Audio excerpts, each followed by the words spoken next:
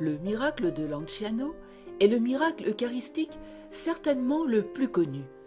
Survenu près de la ville d'Ansanum, aujourd'hui Lanciano, dans les Abruzzes, en Italie, à quelques kilomètres de la mer Adriatique, vers l'an 750 dans l'église Saint-Légontien et Domitien. Au cours d'une messe, au moment de la consécration, le prêtre, un moine grec basilien, a douté de la présence réelle de Jésus-Christ dans les espèces eucharistiques.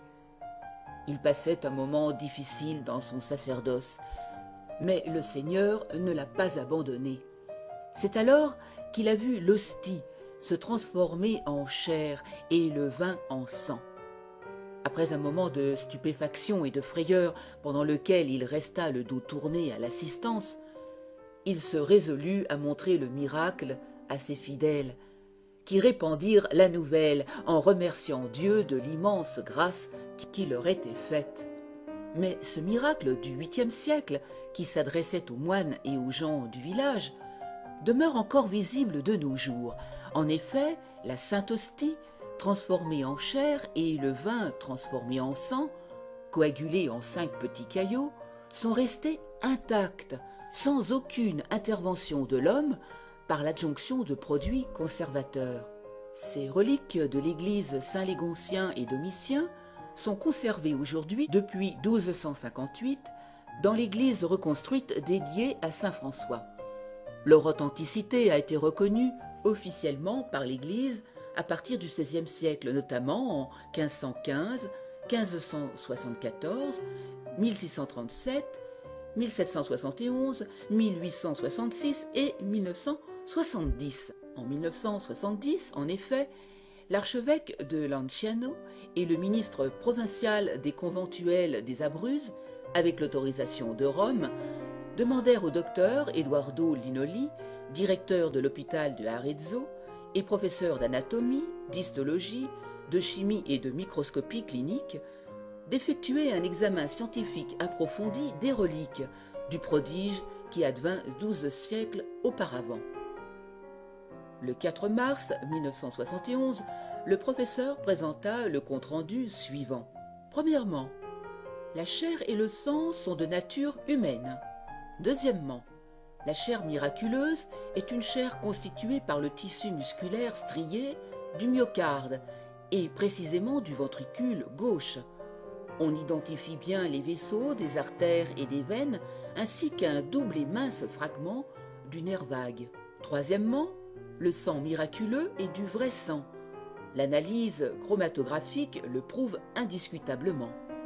Quatrièmement, les fragments appartiennent au groupe sanguin AB, type sanguin identique à celui trouvé par le professeur Baima Bologna sur le Saint-Suaire de Turin et caractéristique des populations du Moyen-Orient.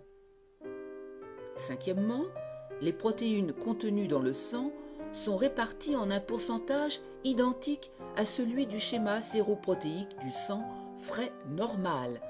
Et miracle dans le miracle, chacun des 5 caillots de sang pèse séparément 15,85 g, ce qui est le poids exact de tous les 5 caillots pesés ensemble.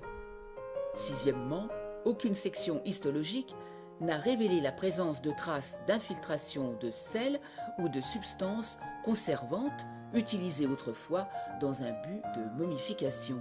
Ce rapport, publié dans les cahiers Sclavo en diagnostic, fascicule 3, 1971, suscita un grand intérêt dans le domaine scientifique. En 1973, le Conseil supérieur de l'Organisation mondiale de la santé nomma une commission scientifique pour vérifier les conclusions du professeur Linoli.